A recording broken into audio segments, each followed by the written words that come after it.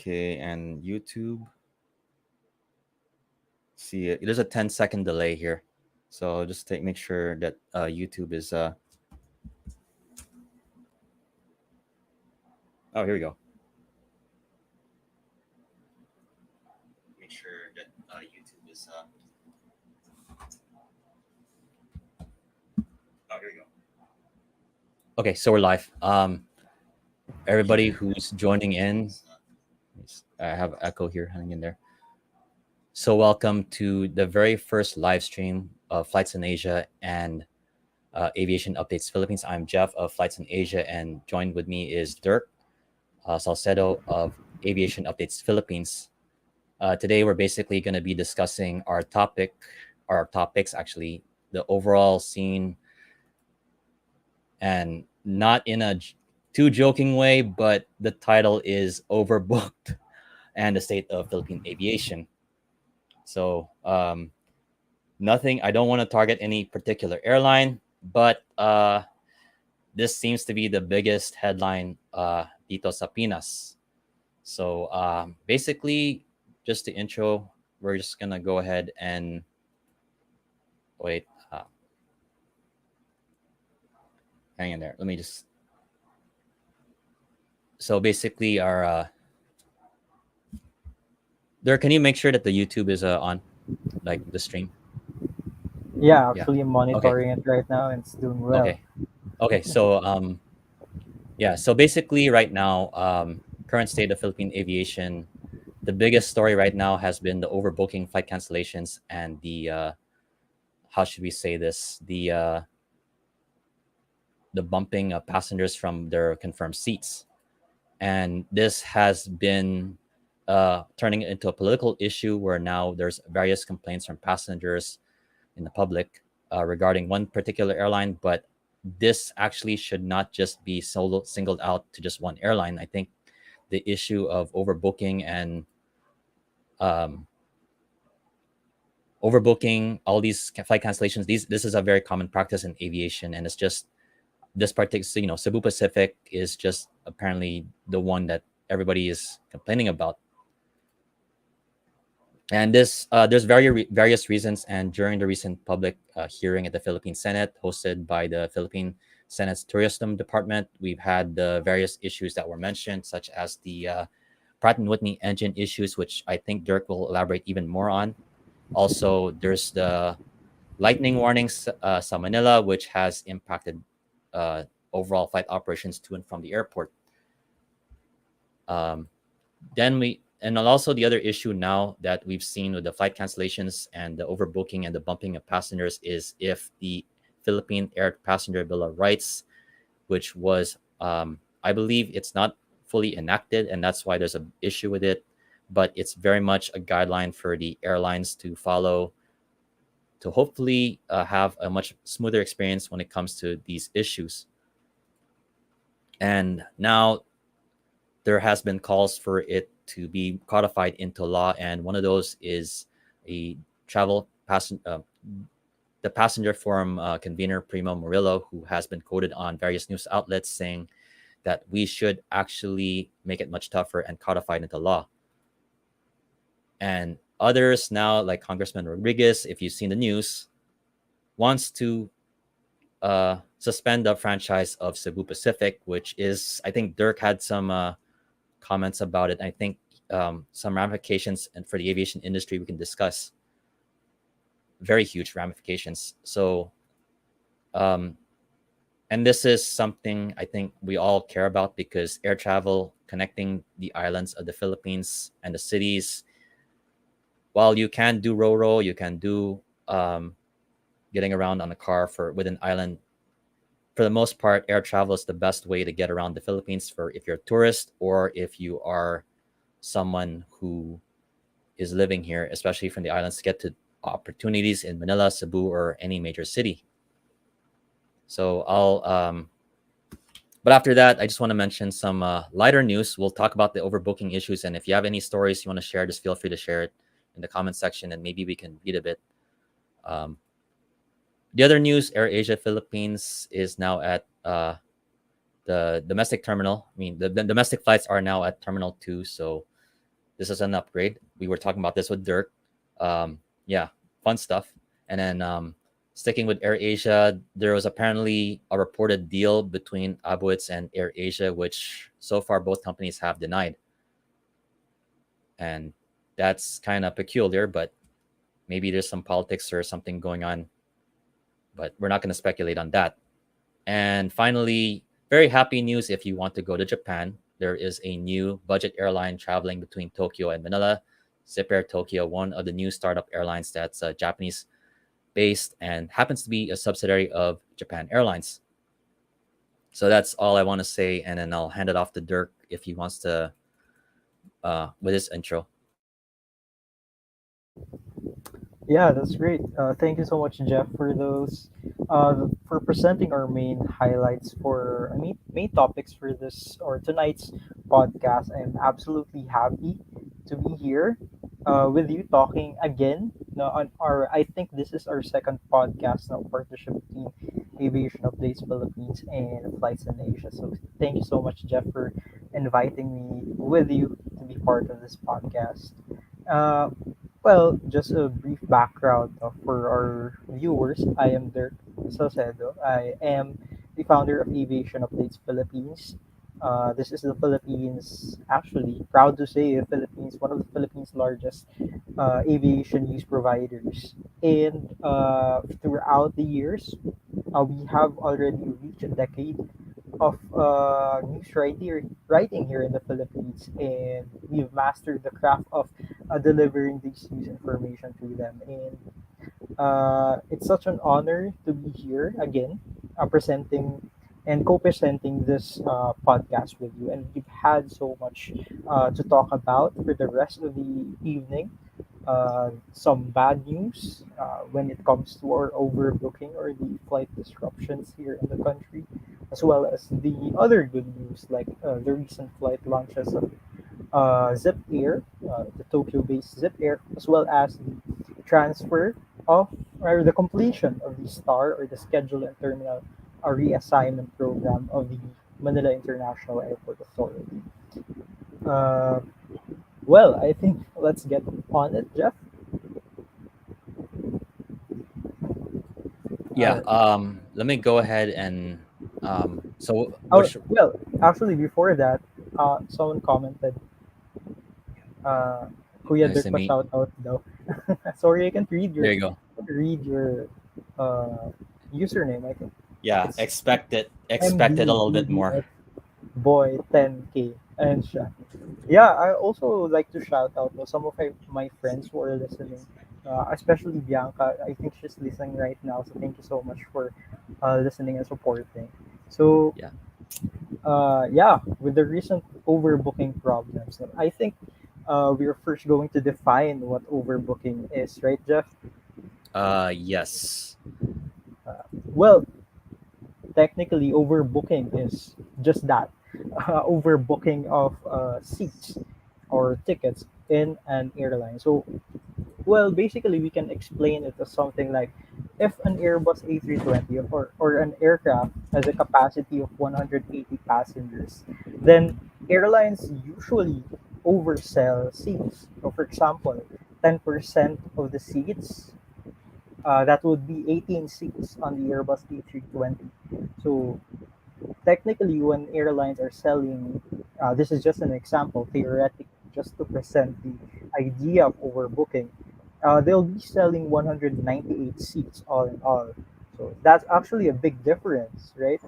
But the main reason why overbookings happen is because there is really a statistical evidence that not all passengers are going to show up on a flight, right?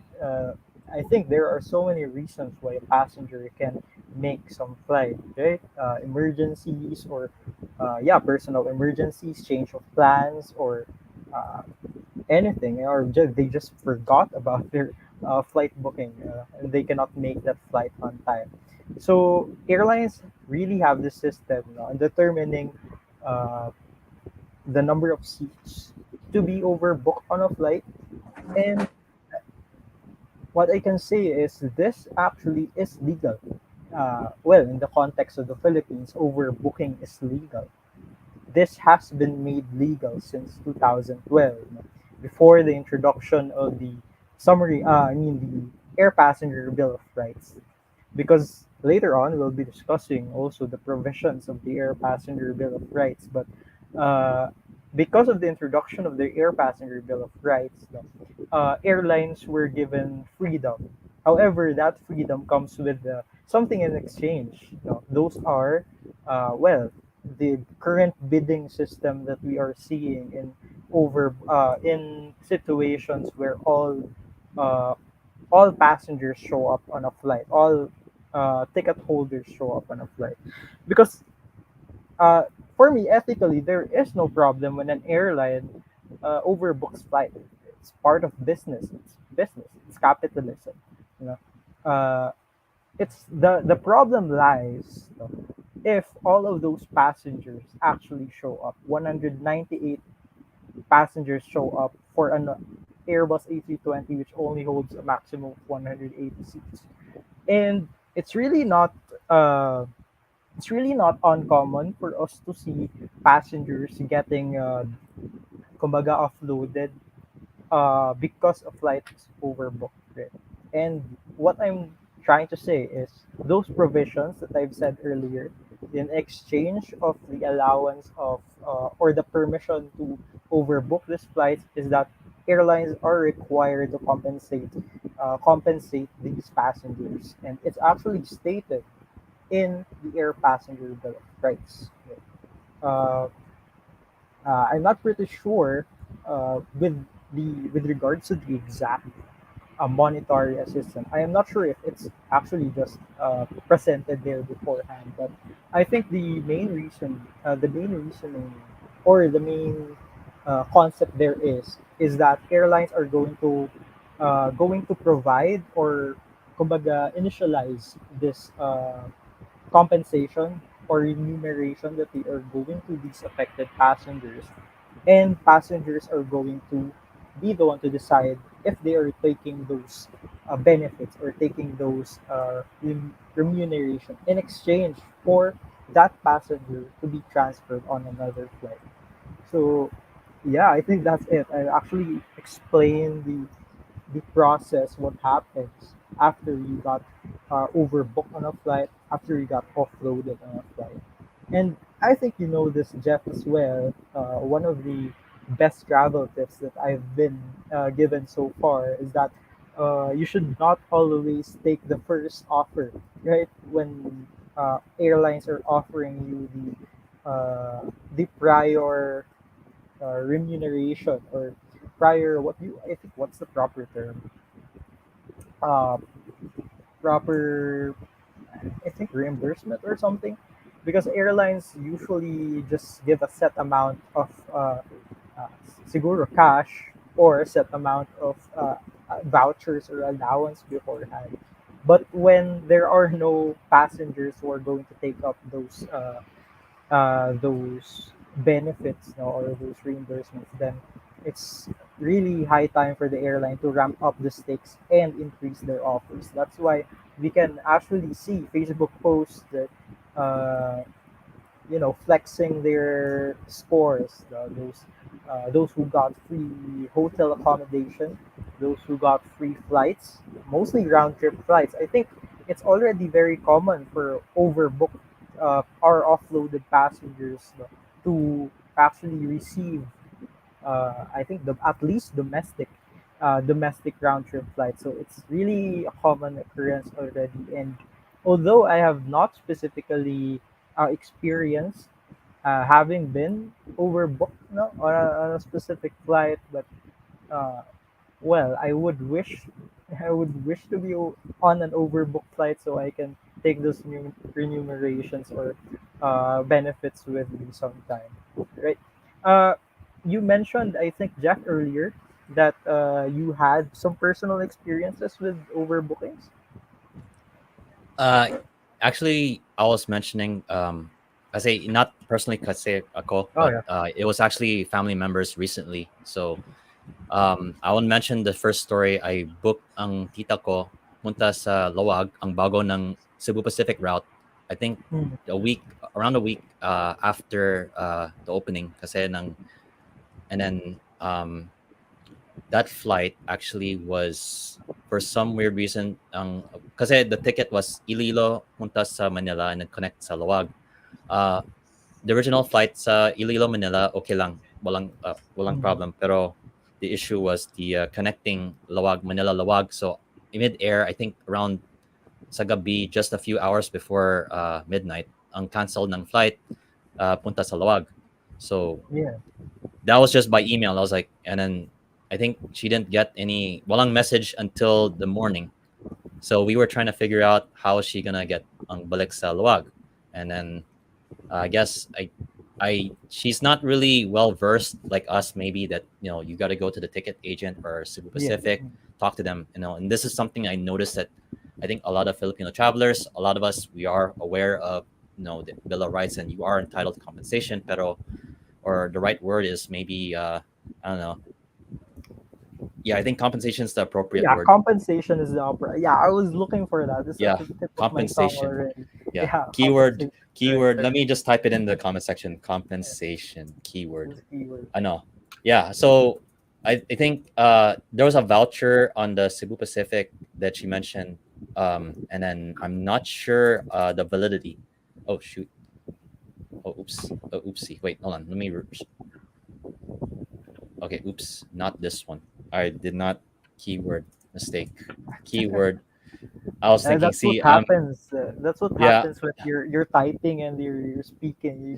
You know You what? jump on topics. Com compensation. I know this is Yeah. live streaming. This is why live streaming is so much more fun than actual like doing anything else like more formal. But compensation. Okay. So the other incident also actually within the few days within that was my manong who was coming in from Luwag. Um ang flight na siya from Luwag to Manila was supposed to be also connecting punta sa Iloilo from Manila. So the night before was canceled naman. So uh, the next day was the flight was offered for the next day. So the next morning. So yeah, so he was able to get that, but it was kind of baffling. Like it was just 7 hours before like the cancellation just happened.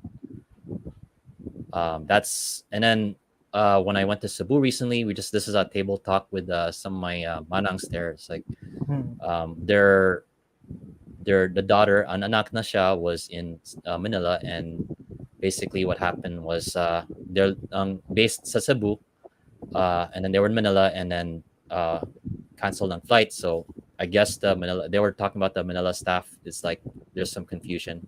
I don't have the specific details, and I wasn't there, so I cannot say. But in short, ang story. Well, when Um, did that happen?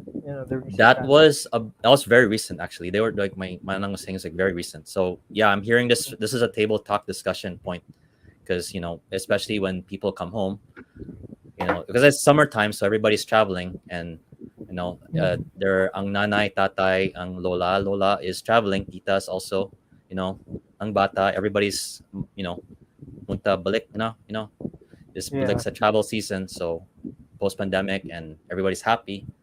So now there's a lot of stories coming out. So I hear these stories from family and then also some friends too. So Yeah, and I'm pretty absolutely. sure I'm pretty sure you also hear these stories too with friends and family who are traveling. Yeah, actually, I've got my aunt's flight tomorrow.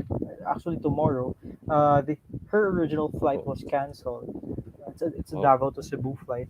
Right. The original oh, flight was canceled. However, it was rebooked another flight.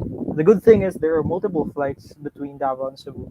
I think Cebu Pacific's flying them 5 times daily, almost 7 times daily between the two cities. So they've been rebooked to a smaller Sebgo flight. So from an A320, they got downgraded to an ATR. So I think this thing there you go. is still related to the aircraft shortage issues because I've seen more Sebgo fly. I mean, let's just relate this to the aircraft shortage that we've been talking about earlier on. Uh, I think really Cebu Pacific is rationalizing its fleet, not only fully relying on the Airbuses, but also maximizing the usage of their ATR 722 fleet, right? The turboprop aircraft. Because in Davao, I've been seeing more ATR flights lately. Sebgo has been ramping up flights to Davao, and this hasn't happened for years, but I think 3 months ago, Sebgo recently launched silently launched flights between Cebu and Davao. So Sebgo is, I think, flying 2 times or 3 times daily on the ATR between Cebu and Davao. And uh, the Davao to Iloilo route, which has been operated by A320s until the aircraft shortages happened, is now being operated by an ATR on Sebgo, and it's flying 2 times daily. So I think the demand is really there for an A320, and they've just downgraded it into the ATR. That's also the reason why they've made it twice daily, right? So that they can fit an almost A320 capacity on those two ATR flights. So I think we can tie it up. No, I if you're an aviation enthusiast, I think you can connect the dots on what's happening, because I've been really active on Flight Radar and viewing the departure and arrival screens, and you can really see the differences. No? Cebu Pacific has been ramping up. I mean, not ramping up, but downgrading flights, and they've been reducing the frequencies in order to meet those aircraft utilization or aircraft deployment constraints that they've been witnessing or they've been experiencing late. Uh, Sorry, I have more Davao examples because I'm a Davao based, and I've been monitoring our flight activity or route activity for almost every day. Really, we've downgraded our reduced frequencies on the Davao Zamboanga route to from daily to 3 times weekly. We also we also cannot upgrade on upgrade or increase frequencies on some routes even though they've been almost full. I've flown both ways to Tagbilaran or Bohol Panglao, and actually uh, they have always been full, and I'm hearing stories that they are actually doing well. I can really say that they can do this flight daily as well as the Bacolod route, but they do not have the aircraft to really expand. So it goes the same not only on the Davao hub but as well as the Cebu, Manila, and Clark hubs. All right. Well, Okay. I think we got a question. Yeah, I will get to this, but I'll mention also. Yeah, I've noticed it Iloilo and Manila too. Some of these and Cebu also. Some of the flights out of Cebu, because like some of the domestic flights used to have some A320 flights also, as you mentioned, and then it seems like it's ATR or for PAL's cases the dash eights, which actually I Mhm. prefer. It's much easier to board, mang bilis ng boarding, so you don't have to worry about like the big jets. So we'll get to Yeah, this. for inter island routes, the ATRs and Dash 8s actually are a better option. Tama. So we have this. Will this discussion include the Cebu Pacific air conditioning? That I'm not sure what they mean. Ah, What mm. this? I haven't. I am not hindi ko TikToker, so I don't know.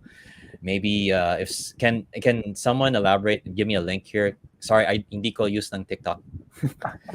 Well, Yeah. I think I can connect the dots on this because I'm not sure if this our viewer is Okay. pertaining to this TikTok video I've seen where uh, there are people stuck inside an Airbus.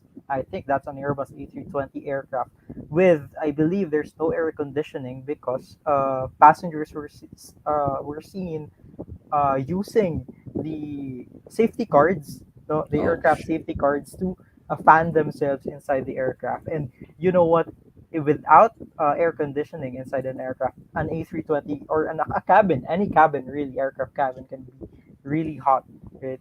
Uh, I think the main issue there was that some aircraft actually do not have siguro at that time uh, the APU or the auxiliary power unit. I'm so sorry, this is a very technical term, but the APU is kind of like uh, right. This the APU is powering the flight systems, most especially the even the most basic systems like the air conditioning system. Because when the engines are turned off, APUs are needed in order to power the air conditioning system. And if an APU is inoperational or inop, yeah, it's being called inop by aviation aviation professionals and aviation professionals, then they cannot have air conditioning. And it is only possible to have air conditioning on that aircraft with an inoperable APU and engines shut down if the ground equipment for air conditioning there is a specific air conditioning system or ground equipment that can be attached to an aircraft.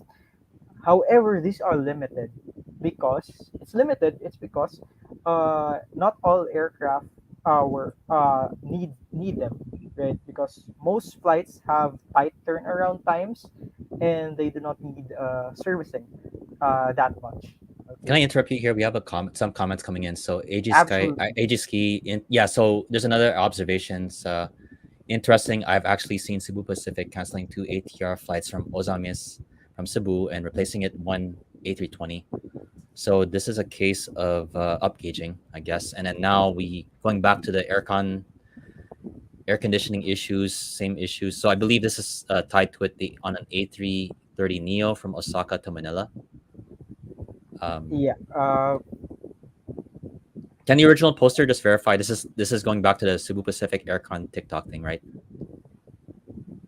Can we clarify? Do we pertain about air conditioning not functioning on an aircraft? Because I think that actually, yeah, uh, yeah, yeah. Go ahead. Sorry. yeah, because actually, that's what I've said. Without proper ground equipment, and if the APU, or kumbaga, we call it the secondary engine when the engines are turned off on the ground, uh, there really is no air conditioning until these engines are turned on, right? Yeah, I wonder. Yeah, I wonder if Osaka, because I'm pretty sure this is Kansai, and you know, Winter, yeah, if it's would if weather or this is yeah, temperature? if this during summer, was this recent though? Because uh, I'm pretty sure it's summertime, and then if I'm pretty sure Osaka Kansai Airport does have like the APU or something to connect. Um, and actually, we have another. I observed it seeing some passengers using Yeah. safety cards. Okay, So yeah, I so I aircon think we issues. saw the same video. But really, we what I can say is I'm just speculating with what I'm saying. I really am not in that position to verify it, and I don't want to drop airline's name because it actually can happen to any airline operating any aircraft. So uh, Yeah, we're just that's true. speculating with what's Yeah. happened, and we really do not know the real Okay, story. so original poster said it's recent June 2. So yeah, this is just last month actually. Oh yeah, Well, so you yeah, were aboard the flight, really. yeah, this is technical issues. That's just it's part of the business. Sometimes it happens, Mhm. things IFE systems goes down, aircon, APU, you know, that's just part of it. And yeah, of course, if was the flight delayed by the way? I'm asking the original poster. Now I have okay, have another comment here. Switching gears, do you think labeling Clark as Clark Manila International Airport would be a good idea to encourage growth? Oh, okay, this is very good actually. Growth in the airport. This is something we're talking about. This is something we're talking about like earlier before we went live about developing the hubs and trying to solve the congestion issues sa Yeah. Manila kasi well, damo grabe na flights. Um, Clark, 1 hour out of Manila, depending on, give or take, maybe, another hour if you're in traffic. And depending on where you're coming from, you might think it's Manila still, or I don't know, like I'm Indico Manila, so native. So I'm not going to say like, but if you're a Manila native, like, what do you think of Clark actually? That's what I want to, if you're in that area. So, but going switching back, I want to mention the commenter with the TikTok thing. From what I remember, kind of late as we arrived in Manila 12. Okay, but going back to Aeronator Aviation, yeah, I think it would be yeah, go ahead. It would be a marketing move. Pero I think yeah, it should be. I wouldn't think so because then when the Bulacan Airport opens, which hopefully comes soon, then later, uh, I think that's gonna be. Oh, DHD's on. You'd be lucky if you got an hour. Yeah, so you'd be lucky. I think yeah, that's based on traffic. I traffic. mean, Yeah, depending, it'll be I think 2 hours. So I don't think so. It's gonna help because most Manila people, Makati, Mandaluyong, Pasig, Cavite, how do you really want to drive all the way to uh, Clark? I think Clark. Just it makes yeah. yeah just leave it at Clark. I think let's just long story short, let's just stick it at Clark. I mean, it's fine. Keep I it think I would like to comment as well on yeah the comment. Well, marketing wise, it would be great because, well, for foreign nationals, they can actually immediately identify it as some as siguro a secondary airport to Manila. But siguro I do not agree with renaming it with Manila. It's because Clark yeah is a separate, it's a separate place. It's a separate place between it's a nearby airport. However, we also need to think about the stance really, or uh the purpose behind renaming it. If it's just for marketing, it's a marketing gimmick, then I think it's not worth it to rename it that. But if the government or the Department of Transportation is eyeing Clark to be the next gateway or major airport in the country, then that's the time siguro that we can apply the Clark Manila International Airport or just Manila International Airport. If we are going to retire NAIA or demolish NAIA and just turn Clark oh as our man main gateway, that would make sense. However, there's also NMIA, right? The New Manila International Airport. So we've got three airports already called Manila, although one airport is NAIA, but hmm it's technically just called Manila. It's MNL, right? yeah So I think those are my thoughts on those issues. But uh, yeah, it would be great to really market Clark, and I really appreciate though because Clark has an active social media team. They have a proper social media team, and they've been marketing the airport, or not only the airport but North Luzon, basically. And they've been marketing Clark as a as another gateway to Manila or Metro Manila. And yeah, I think they should continue doing that because I've been hearing things no, on Clark. hmm For example, we have Qatar Airways. We have a daily flight between Doha and Clark. there's And also what Emirates too. Don't forget about Emirates as well. yeah, Emirates, of course. Yeah. Both carriers are actually flying to Clark. Then It's a now you great have option. you have a Uh, lot of the major carriers. Starlux also. I think Starlux is coming up mhm. soon. Actually, yeah, that's Starlux, another one. EVA or EVA Yeah. is going to Clark as well. The thing is, what we are being told by some of my co-admins in Aviation Updates Philippines is that the Doha to Clark good is full or not, maybe almost full. However, the Clark to Doha segment is not much good. The return Mm. flight is not doing well. So why is this? I think maybe we can speculate it as well, the guest or the passengers book on the Davao to, I mean, sorry, a Doha to Clark route is just heading to Manila, but uh, because they do not want to travel back to Clark when their target destination is Manila, they just take the Manila to Clark. I mean, sorry, Manila to Doha route when they are going back. So I think that's something that we should consider. So, well, I think if I'm not mistaken, sorry, I'm not from Metro Manila as well, but I think there's a train getting built to connect Manila and Clark Airport. Okay. Can If I'm can not someone mistaken. verify this? Yeah, Yeah, someone because verify. I'm pretty that sure would there's buses. I'm pretty sure there are buses, but I'm not Nico sure ng train. because if Anyone in the that happens, comments? Yeah, feel free if to there correct is us. if there is a proper link to Clark, then I would be sure it would be a more viable options for passengers. No? This is one of the main issues of Clark. It's the logistics, no, it's the transportation going to and from the airport, because it's technically it's not very far Okay. from Manila, but the traffic is making Okay. it absolutely far. DHD aviation, yes, train connection is being built. Okay, that's good actually. Mm, Um, that's gonna hopefully maybe, but I think you're gonna be competing if Clark wants to be the Manila Clark Manila. I'd say when the Bulacan airport, hopefully, please Bulacan open already. yeah. I'm just like we all got to start praying. Yeah, Uh, but mhm. okay, here we go. So that means that ties into the airport code, MNL. So if the Bulacan airport is built, will the airport take Manila's? See, I don't know about that. Like, what happened? That's not for me or any of us to decide. That's probably going to be the aviation authority, like whoever is going to be in charge of the airport. I can't say anything. It'll be cool, but now uh, you have to think about what's going to happen with the old NIA, right? You know, yeah. are we going to keep it open or are we going to close it? That's and then are we going to have three airport system or going to have Sangli in the mix?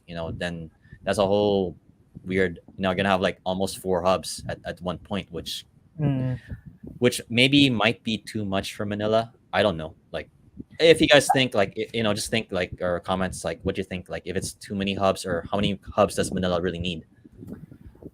Actually, this is, yeah, pertaining to the question on the screen as well. Uh, it actually depends on what the plan is for Manila. Jeff also stated that if they will keep the airport open, then definitely it will not change, because why would it change? Diba?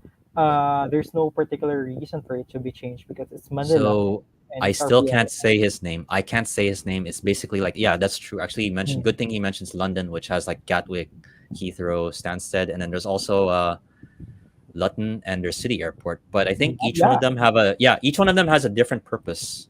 Seven I airports. don't Okay, know about so four. yeah, Yeah, I was about to say six, but well, seven. Okay. I think we're Uh, talking a different situation with London because it's a major business hub in Europe, and like London City Airport, that's basically the small aircraft, and then you have Heathrow and Gatwick are like the two international. One kind of leans into some budget airlines, and then the other is like the more the premier mm, airport for Diba, and then you have mm. Stansted, which is kind of I'm not sure what Stansted's proper role. Um, I but then also you have like I think maybe more realistically, I don't think that many airports is necessary for the Manila area. I think like we could go like the Tokyo route, which is like a um, but we do have an actual interesting take here. Once Sangli and New Manila Airport International Airport is open, I think NIA should become a cargo and maintenance hub. I would Actually, actually want to expand on that. Okay, oh sorry. yeah, go start first. I think NIA is still the closest to Makati, Mandaluyong, the business hubs, basically BGC. It's at the center of Um, Metro Manila. It's yeah, positioned really well. it's so I would say have like limited, kind of make it like how should I think Taiwan's Taipei Songshan actually, which is the one of the two airports in Taipei. You have most of the golden routes where you go to Korea, um, you go to the big cities of Asia basically, and then you have Taipei, Taiwan, which is like the big airport, handle majority of the international thing. DHD here, Stansted is basically the Orion Air Airport and some other LC. Okay, Oh and he yeah, I also think that's their low cost terminal. best option for Manila would be a north south airports. Well, London City kind of thing. Arnator comes in, London City kind of thing. I don't know about Nia being a London City. I think you got to maximize the runway. Like it's capable of handling a 787. Maybe don't bring like the big aircraft. Like Bulacan should have the A380s. Hopefully, you know, bring Emirates, and finally they that can actually should be the goal. bring in their A380s for Emirates and open it up. So like Qatar Airways maybe one. I think Yeah. Emirates Em- primarily like yeah. and then Emirates we has been have itching to send their A380s in Manila.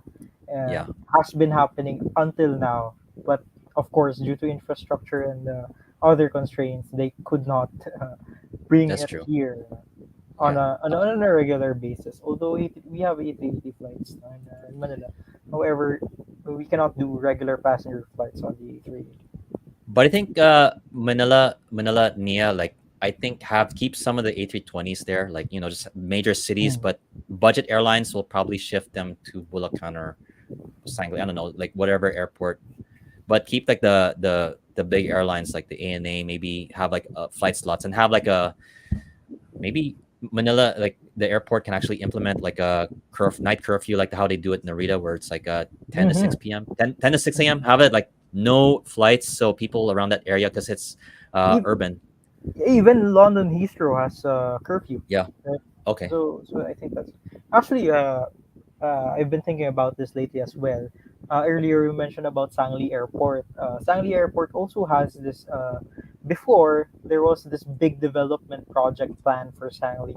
I think the plan was to have parallel runways and make it really a major airport. So I don't remember the article, but I've written an article about Sangli, and I pointed it right there that if ever Sangli goes, as planned with that two parallel, with parallel runways and a major terminal, then what would happen to the rest of the terminals? We have Clark, the rest of the airports. We already have Clark, we have NAIA as it presently stands, and we also have we also have the new Manila International Airport. So we have three major airports, three now four if that Sangli goes to plan. We have four major airports capable of serving wide bodies, capable of Okay. serving the narrow bodies and turboprops. So, uh, wouldn't that just say divide the demand into these four airports and whatsoever? I think yeah, that would help in easing. Everybody's gonna have a good time. Hopefully, theoretically, there's gonna be no problems, no delays. But this airports and airlines, it's gonna happen. I think maybe less crowding. That could be the best case scenario. Mm, But the question is, how much is too much? You gotta start like yeah. Mm, you know, or how much is too little? Because right now the situation is too little. Like over capacity naman. I want to mention actually this comment. I still can't mention your name. Sorry, I'm very sorry about this. Jay Foreman has a good vid explaining about a airport system for London, but IDK if it applies to Manila. Yeah, see, London, Manila, two different kinds of cities. One of the most densely populated cities in the world, um, and and also like with UK, I believe there's other international airports you can get out of like Manchester, Edinburgh.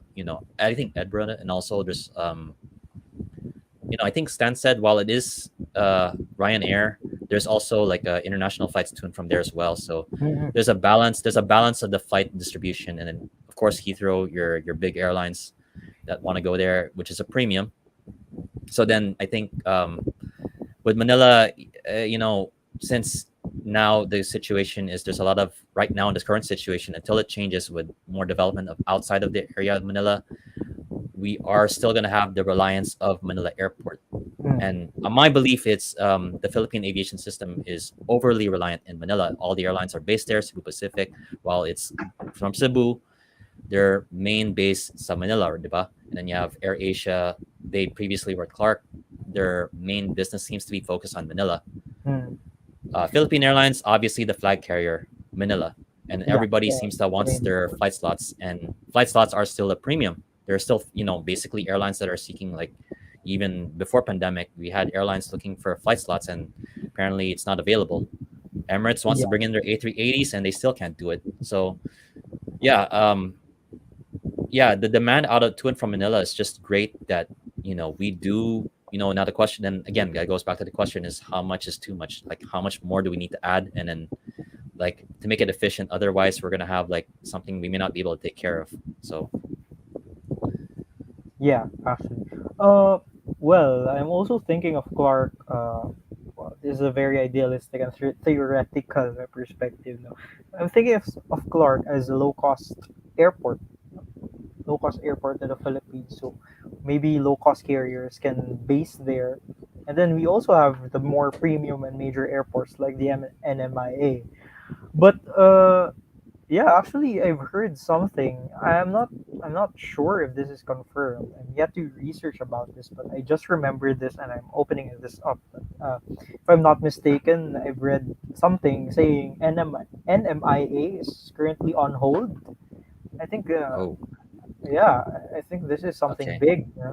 right. And NMIA is on a hold, and a super consortium is actually submitting proposals now and operating NAIA and developing NAIA. So I think those are Oh boy. major airport developments that we are Yeah. we're So trying to yeah, look into. right now, like the dreams of the bigger like air hub to compare to the Bangkok, Suvarnabhumi, and like the Narita, the Don Juan. Haneda, Yeah, Dunwang. yeah. Dunwang, yeah, we can right now like immediately maybe look and consider that, and then I think Bangkok's actually considering Pattaya, or the airport in Pattaya is like a third airport. They have a train system that's already like Oh, connect. mm, Or wait, I'm not sure if it's done, but I'm aware that they were trying to build something, like a train connection between Bangkok and the Pattaya area for that. I'm not sure if it's Pattaya. I forgot what the airport name is, but I did a video on that way back. I'm not sure if it's still going on, mhm. but yeah, All right. but it's not out of the realm that even though Clark is like debatable if it's Manila. You see, we're gonna get into this whole situation of geography. It's like, is it Manila or Indipa? Like, but it's something that we have right now. So we have to work with. I guess everybody, the Philippine aviation industry, has to work with what it has right now. Mhm. Expanding Manila might be something, but we just had the terminal switches, so hopefully that helps. It makes it a little bit less, uh, addresses the issues of the air traffic and the airlines around there. But that's a temporary solution, I guess. We have a lot. There's a lot more work to do, and I'm pretty sure the airlines are like you know making their plans. But right now, it's like work with what we have simply. Yeah, so I think that's it for our. Or do you have something to add, ba, on the airport scenario here in Metro Manila? Uh, If a railway built, okay, so you have a new comment. Aranator comes back in with, if a railway is built from Manila to Clark, could it be like Narita? Like Narita actually has the high speed rail, so it's like a 30-minute ride from from Tokyo Center. I think, yeah, because the last time I was there like about 4 years ago. mm, Um, and then now I think Clark, the distance, I'm not sure exactly. Is it 90 kilometers away? Because I know it's very similar to like the distance. Maybe I'd say like, I'm not sure the exact distances if it's the same, but we are comparing try like, to measure it for you yeah. though. Can someone give us the distance, like the correct distance between Tokyo Narita Airport and the city center of Tokyo? Because I'm aware, of course, we know that Haneda is the closest one, but Narita is like, of course, the airport where the budget airlines and the international flights come in. But then nowadays it's balanced now, a little bit more balanced. But Haneda is still like the main domestic hub. But yeah, Makati Clark. Okay, Makati Clark is 80 kilometers. That's kilometers, right? Arnator. Can you comment back if that's 80 kilometers or miles? Actually, I've just compared the distance between the airports. Uh, this is from Manila to Clark, as well as from Narita to Haneda. So Manila to Clark by direct, if we're Okay. going to go by air, that would be around 48 nautical miles. Then if we compare Narita and Haneda, that would be 32 nautical miles. However, this is direct connection. Okay. It's different if we're taking it by road or by train. Yeah. So I think at least there's some kind of system on how far, or we have the perspective seeing how far the two distances are on Okay. these airports. Tokyo. So yes, in kilometers, 80 kilometers, and Tokyo City Center to Narita is 55 kilometers. Okay. That's, Oh, yeah, 30 minutes. So farther. 30 minutes by a high speed rail. Give or take some minutes, because some maybe there might be some things, but for the most part, they're on time. So um, I think if the high speed rail is built, and not just any train, we need high speed rail. That's because that's what we see in Seoul. We see with Incheon as well, and then Seoul, Incheon, Tokyo, Narita, most of the big cities, and then also you have the Beijing Daxing. I think the comparison is like the Beijing Daxing Airport and Beijing. Huh. Yeah, I think I'm that's a much actually better. curious. That might be a much better comparison, because there's a high speed rail, and that's more closer to I believe it's a trading zone than it is to Beijing. Oh, But they just found managed out. they yeah they managed to pull it off. So and right now it's considered Beijing, Beijing main airport, kind of the same as in Osaka and Kansai and Itami. So okay. So I still can't say your name. I'm sorry. I'm very sorry. uh, uh, Kansai and Itami. I think there's also another airport in that area. By the way, there's Kobe. Actually, it's another island airport. By the way, opened about the mid 2000s or very recent actually. Um, I think that could be very. I think Osaka could be a very similar case study for Manila. Very good point actually that you brought up. I still can't mention your name. I'm sorry. I don't know how to pronounce it. But yeah, I Yeah, think I'm having a Osaka. return as well. Just thinking about Osaka now, like yeah, that could be a good comparison because it's a very it's more of a food capital of Japan, and you don't really but then also at the same time it's and one of the business centers too. So Itami's the domestic, Kansai's the international. Okay. All right. By the way, let's go. Okay, just say MD. Okay, MD. We're gonna call you MD from now on. All Yeah, right. And Jonas Raphael Daxing is Tashing. Okay, so Tashi. Dashing. Is it with a D or T? Tashing. That's pretty cool, actually. Thank you very much for that. I'm learning so much about pronunciation of places today. Yeah, Really. yeah. Actually, yeah. So even like I got corrected before Bangkok Suvarnabhumi. I believe it's not Suvarnabhumi or whatever. It's Suvarnabhumi or something. Because I I'm think not. it's spelled Yeah, Suvarna yeah. Bhumi. Uh, Suvarnabhumi or something. I get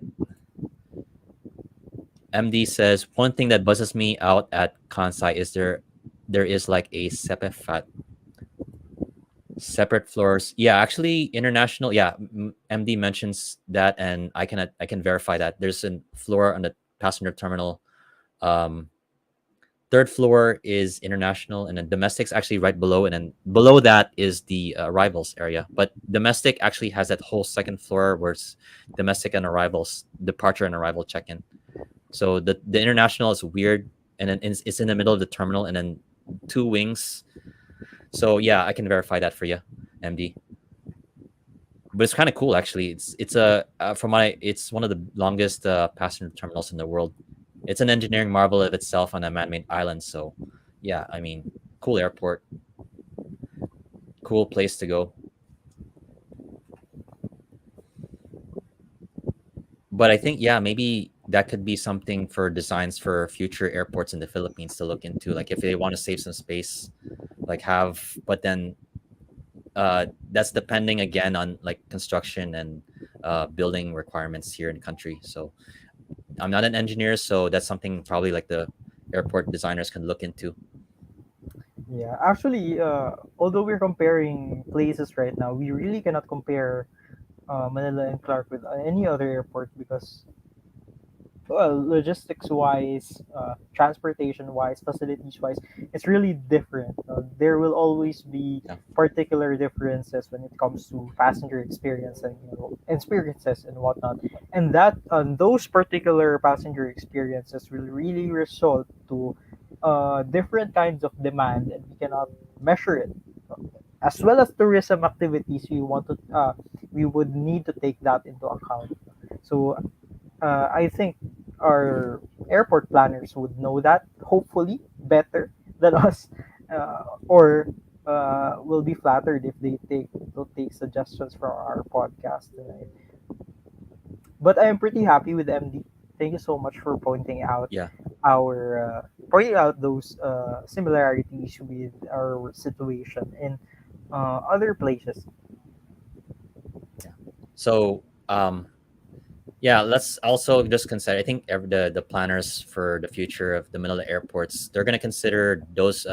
I'm pretty sure they've already like seen ideas from other airports around the world and what they like and what they don't like, and maybe they can bring it in. And then also the lessons of the current situation, because Manila Airport right now, like we've already heard all the complaints about it. It's in the record of the news and everything, and I'm pretty sure we're gonna be beating a dead horse if we keep talking about it already. So But yeah, okay, here we go. Jonas Raphael Iloilo has been pushing for the resumption of flights to Hong Kong since the local government received a ton of complaints about the sorry state of Manila. The mayor met with airline reps last week. Mm. Actually, I've heard of the mayor. Trenias actually has been a few months ago, I believe, was trying to call for more flights, and I think to lower fares. I'm not sure. I'm paraphrasing here, and Jonas can verify this for me. Um, I think yeah, we it's about time now to. And also, Ililo had the Singapore flights, and both were Cebu Pacific actually. Mm. Mm. Yeah, Hong so Kong support. that's. But then see, Ililo's in a weird situation because it's an international airport, but competing with another one. It's Yeah. just up north in Kalibo, which happens to be more of the Boracay folks going there, like the international airport for Boracay bound people. Pre-pandemic, Iloilo has been served with flights to Hong Kong and Singapore, if I'm not mistaken. Yes. Yeah, Singapore. Speaking of So Singapore, yeah. So ah, MD is okay. Here's a question for you. By the way, going forward, any I think right now to solve the issue right now of Manila, we should encourage for more flights and out of the city of Manila. So if you can take a flight like Cebu or Davao or whatever city besides Manila, then and the fare is good. I think that's we'll another issue that absolutely for take all of it. us. Yeah, yeah. I mean, try to consider it, and then just to help ease the congestion. I think that's what we can do for now. Yeah. Um, Just to add to the point, so I'm really, MD yeah. MD, yeah, go ahead. MD, this Dirk is for you actually. This is a question for Dirk because he's Davao based and he met you at the first Qatar inaugural. Why did Cebu suspend Davao Singapore flights? Oh, well, this is something really out of my control. I do not have any information about that. However, we can actually connect the dots again on why we suspended flights.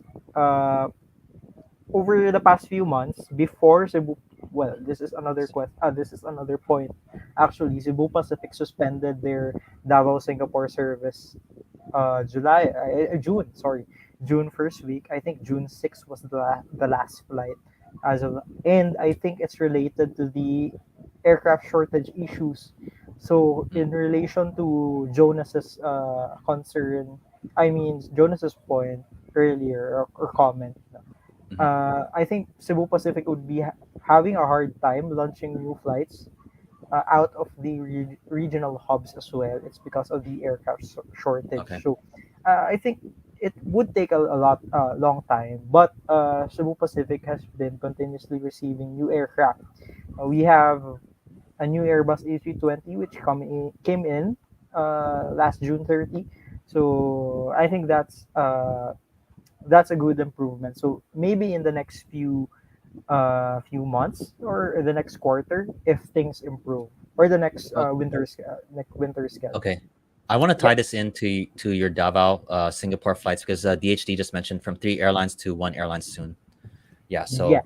there you go. I was about to continue my point on the Davao Singapore flight. Is because, yeah, those three airlines are, first we got Singapore Airlines, serving the more premium market.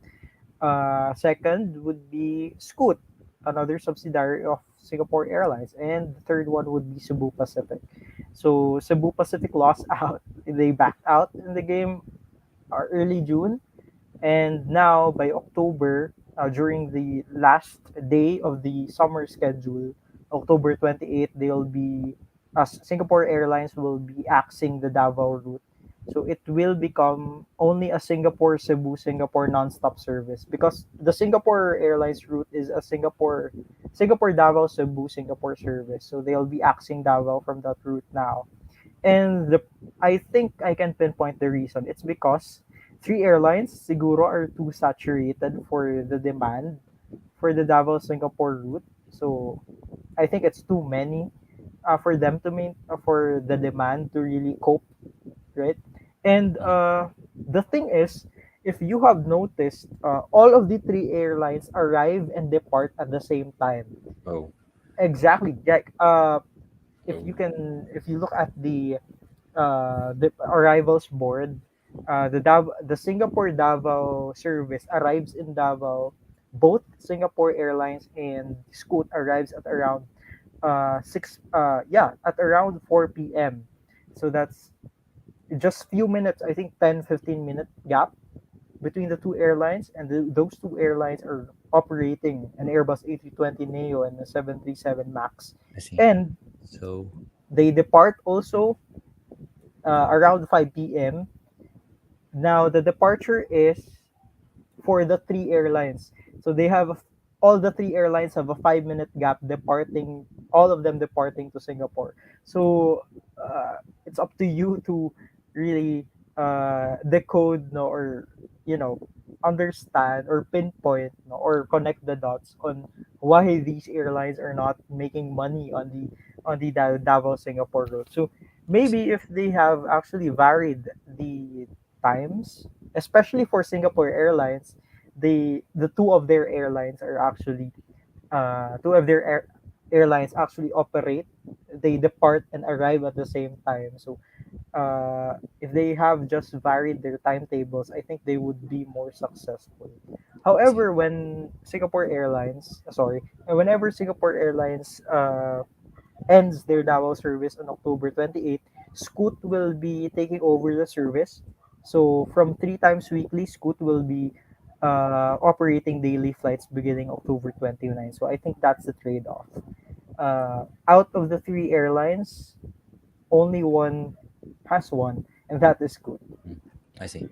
So I want to go to shift the gears back to Iloilo again, and DHD mentioned again. Iloilo is a bit far from Kalibo. You'll meet another airport on the way between the two. Okay.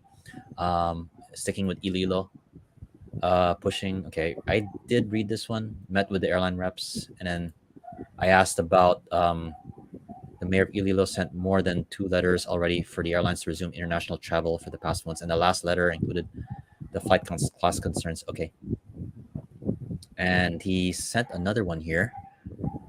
Made a group chat. The mayor made a group chat last week for airline reps and assigned one of his executive assistants to monitor each of them. Palm promised to add one more flight to Manila. Okay, it's pretty cool. I wonder if it's gonna be another. Actually, you know what? Another A320 or A321 because that's normally what the aircraft they use Yeah. here for the Manila Iloilo. Now shifting to Kateklan, actually, Arnator mentions here question: how do Royal Air's passengers go through immigration in Kateklan when they arrive from Taipei if the airport isn't an international airport? That I Well, that's a can't pretty speak. I interesting can't speak question, on. I really. can't speak on Mm. that. Really, that's out of my realm here. I haven't been to Kateklan, so I can't say anything about the airport terminal and the I infrastructure think they have. they'll set up a uh, makeshift immigration counter or whatnot. I'm not really certain with that as well. Yeah, that's a good point actually. They just announced, I think, Katiklan to Hong Kong flights earlier, if I'm not mistaken. So these are yeah, even the Katiklan to Taipei route is actually operating na din. So this is something we need to look into. So DHD mentions so there is. I read a complaint on Facebook saying that Kateklan has a small immigration counter. So that's I that. don't. I didn't even know they have an immigration counter because I would assume that it's a, just been operating as a domestic airport. But I guess now we're seeing a switch now, which is I think yeah because they're still building the passenger terminal there for the other side, right? I No, mean that's they're not understandable. building it anymore. It's on hold already. It's Oh, been like that for months. I mean, for years. So I think I just don't want to name drop the company operating the airport, but the operator actually stopped it, if I'm not mistaken, because for over so many years there has been no progress on the Caticlan Airport, the mm. new passenger terminal building. Yeah, because from what I've seen on YouTube videos, they're still busing the passengers from the like the Mhm. check-in terminal to on the runway. I just And saw like I for yeah, go ahead. yeah, and believe me, Katikan Airport's current operational operational terminal or passenger terminal building is actually very small. It's designed for turboprop aircraft, and right now they are operating tons of Airbus flights to and from Katiklan, and of course, it will be very. Oh, sorry. will be very crowded. Okay, so we have another one, and I think DHD's online, so he might have a better answer to this. Is Cebu taking some NTU A320s? This is from Russian carriers and other carriers. Um, that I think DHD could answer that.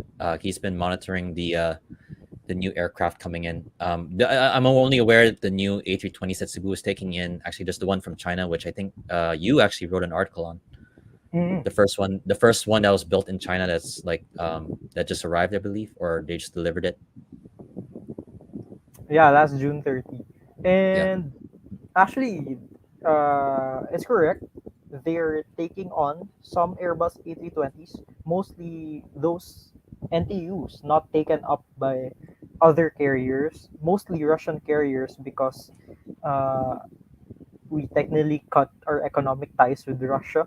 So they have not taken up those already built Airbus A320 Neos on the ground. So Cebu Pacific has taken advantage of that, and they signed Okay. on long-term leases. So those Yeah. A320s, they are long-term leases and they are not owned by Cebu Pacific. Yeah. So we have DHD confirms NTU 320 Neos that went to NTU for S7 Jet Airways and Ita. So you have Italy and also the former Jet Airways, I believe, right?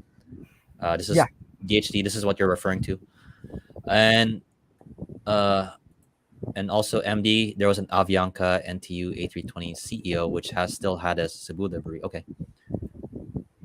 Royal Air and Jonas also comes in. Royal Air made a really bold move with these international flights out of Caticlan. Yeah, definitely it's a bold move. I think this is a good move. I mean, if it's viable in the future, and this actually has very good ramifications for Boracay, though. I mean, I'm not sure if the locals want more tourists, Mm. especially we just had years ago where the issue of over tourism was a thing.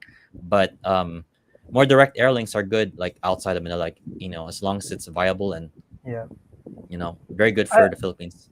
I would We should believe support it these. would be viable, Hong Kong and Caticlan, because the two are big tourist destinations, and it would be viable because I think Royal Air has been partnering with travel agents. Kumbaga, they're operating as some sort of a charter airline.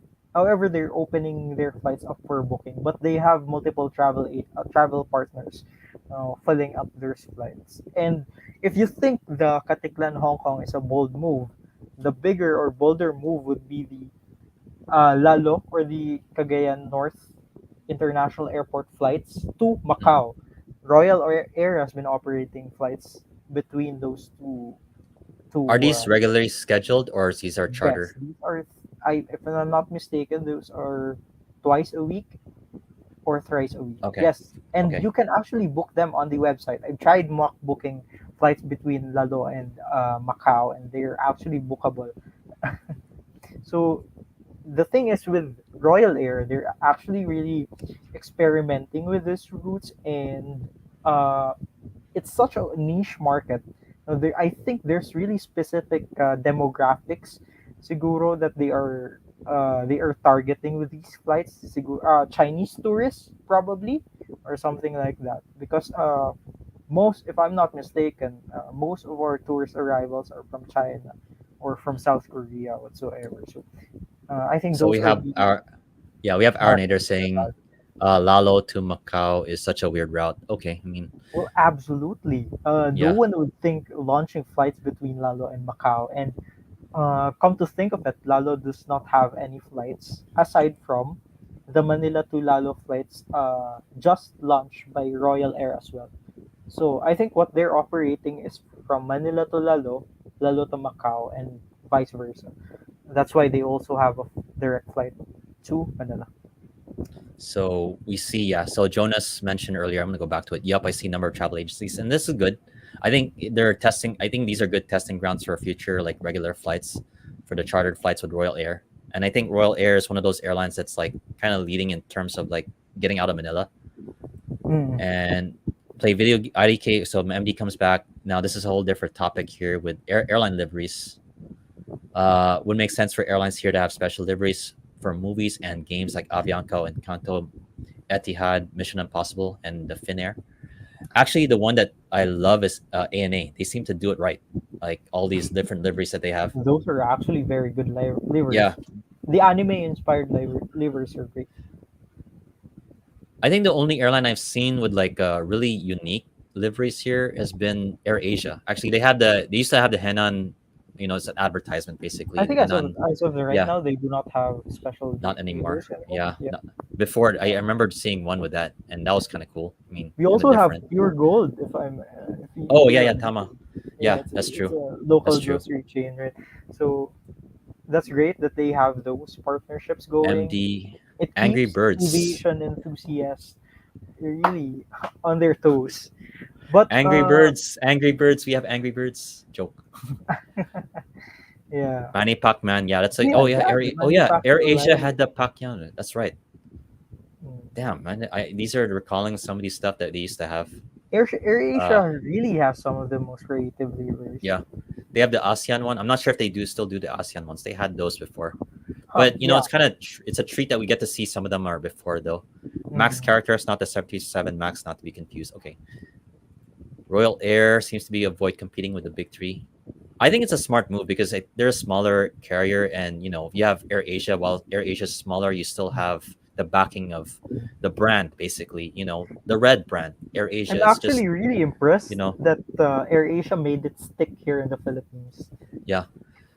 I think the way I see it, it's low cost travel was a thing already with Cebu Pacific. They led the Mm. way basically, and then Air Asia, the brand has basically ingrained itself in the Philippines already and taking on Zest Mm. Air back in the day. Yeah, Um, the AirAsia okay, brand really complemented well with the Philippine market here. yeah. Aranator also noticed increase in international flights to Calibo.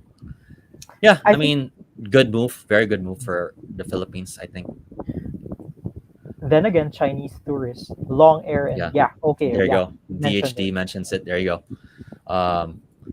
And now, boy, if you heard of the bomb prank, this done by Cebu Pacific haters, they really didn't sell. Yeah, see, they probably would have been arrested also Actually, while I've we're at seen it. this. I think this Yeah, just happened earlier. Have you seen yeah. this one? No, I see. This is a TikTok prank again. Was this on? No, no, Uh, no. uh, This is not TikTok prank. yeah, they probably should Uh, have been arrested.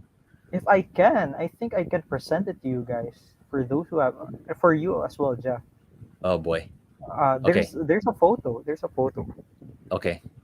Um, Wait, let me find it. full.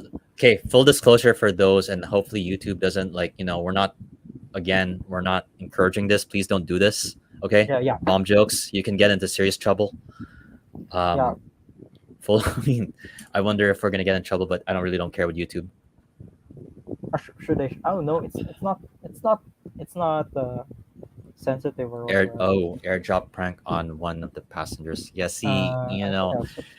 this is not the time to like airdrop stuff like that on your phones. Just keep it to yourself or whatever. Don't do it. I mean, come on. Uh, okay. So I know some. Okay, MD comes in again. Is it? Some of us are here plane spotters, but is it legal to climb the fence at Okay, I don't think this is a good idea. I Put him think. a Can you see my drop them screen now? names at TikTok on the posts. Okay. Let me see. Here you go. Here you go. Uh, Yeah, I think you can see is my it? screen now. Yeah. Okay. Oh no, sorry. I refreshed it. Fence. Okay. So DHD fence in Manila isn't. Okay, he meant to say it's illegal. So yeah, don't jump over the fence. We're not. See, guys, we're trying to encourage you not to do stupid things here. Please don't. And Uh, also, there's just also operational issues in Manila as well. So you don't want to be getting into that and getting into trouble. Also, don't do it. wait, it goes so slow. Yeah. Um. I think So I'll just. yeah, Oh actually, yeah. well, Oh wait, here we go. it just. Wait, are you able to get the Yeah, screen? I can now. Can you Okay. see it? All right, here we go. Very good advice, actually, MD. Don't follow TikTok people. Very good. Let me just. There we go. Well, For stay away all. from TikTok, really. So as you can see here, this is a phone. Someone airdropped a photo someone airdrop a photo to a random passenger on board the flight and sent these. Oh shoot. Okay. Yeah, Can't really. Let so me try to zoom in here. now I tried clicking on it, it doesn't show. Oh boy. Yeah. See, that's like you should be arrested for that stuff. That person. Yep, absolutely. There's no excuse for someone's trying to do this. Yeah, Actually, so I think that's why don't do does that, okay? folks. Yeah. So much for the general rating on YouTube on This this is stream. most Yeah. This is what okay. uh So, anyways, actually. let's shift gears away. Let's this is probably okay. Some brighter news. Also, Puerto Princesa finally got international flights. Oh wait, Okay, which one? yeah. Right? Is it Puerto Tiger Air? Princesa. Tiger Air Taiwan, if I'm not mistaken. I'm Yeah. There's flights being added left and right. So It's good. um It's good to hear actually. yeah, anything outside of Manila, good. And then again, if you can support it, if you can fly it, and it fits your schedule, and the fare is good. Mm, Okay, yeah, Tiger Air Tiger Air Taiwan. Taiwan. Okay, That's great. okay, That's great. Tama. Yeah, that's it just shows that there's more confidence in the Philippines as a tourist destination. Um, and now more You know what? opportunities also for us to get out, Mm, outside of Manila. yeah. Speaking of that as well. Yeah, I've recently been to Bohol, and I'm actually really shocked that Jeju Air is operating twice daily flights between Bohol and Seoul and so on. So I think that's pretty great. And I think Asiana has recently Okay, launched flights yeah. to Bohol Pangnao. DHD also mentions Star Jet. That's from Korea, and then Cebu Pacific to Hong Kong. Okay, yeah, that's very good to hear. Actually, I think Oh, any Cebu airline. Pacific already has flights between Hong Kong and Puerto Yeah, Princesa. this is yeah. This DHD is this Puerto Princesa, right? You're talking about. Okay, and then Oh yeah, MD Airbusan. Airbusan. That's good. From Seoul, I think. This is just from Seoul, right? This is not from any other city in Korea. Yeah, I think this is for Seoul. I've recently, strolled through Bohol, and I can really see there are so many Korean nationals, Korean nationals in Bohol, and it's really good because at least right now we're opening up another part of our country to more uh, tourists. Yeah, Yeah, I think direct connections from outside world also, like that way, like Ililo, for example, the Ililo, I mean the Hong Kong, Singapore, and also now have seeing like Bohol with Korea. Yeah, I mean more travel options for the tourists and locals alike, and especially now, like to think about it, like even if you're from the provinces now, connecting options through Seoul. Now the question is like these are all airlines that I don't see, like this Cathay Pacific. You don't have those connecting options for Qatar unless you go to Davao or Cebu or Clark. Emirates. The connecting options are, I think, another key selling point, which I don't see with these other airlines right now. These are mostly point to point travels so far. Yeah, so I think that's something that I think the airlines we need to look into, like airlines with connecting options that would like bring in their service, like Korean Air, like Clark. I think, yeah, Korean Air, Eva Air. I think that would probably be a bigger uh, attraction for travelers outside of the cities of Manila. So, I think that's something we to push for, because the budget airlines are great. Don't get me wrong, but we need those kind of options as well, because it's not just those cities that we're looking at and people to get there. Like we're also looking to like states um, or Europe, even like bring in more tourists from those places without having the how should I say this, the stress of going through Manila. anything to avoid Manila really Yeah, is an improvement. I mean Manila as much right now. That's I think the best. Like I said earlier, I'm gonna say it again because I want to emphasize it because it's the best option we have right now when it comes to like travel planning and then taking flights until a new airport terminal can be built or new airport for the area can be open, and that's not going to happen for years. So, and that kind of goes into like the current situation of the terminals right now. That like I just did the trip from to Terminal 2, which for Air Asia, which is actually, I think, probably one of the best moves they've made for Yeah, a domestic big travel. improvement. Yeah. So Well, at least there's gonna be that and something to look forward. I'm really happy that they've said goodbye to Terminal 4 already because Airbuses really are not meant for Terminal 4. They are Terminal 4 is now thankfully a dedicated turboprop terminal, and I think that's great. It's for that purpose Hmm. because uh, there are multiple Airbus A320 flights operated by AirAsia there, and each of those aircraft are carrying 180 passengers. Imagine that all of those passengers in the pre-departure area. I've had a flight with in Terminal 4 with AirAsia before, and Hmm. it's the infrastructure that's actually limiting them, no, Hmm. in giving the best service that they can to the passengers because it's really limiting them.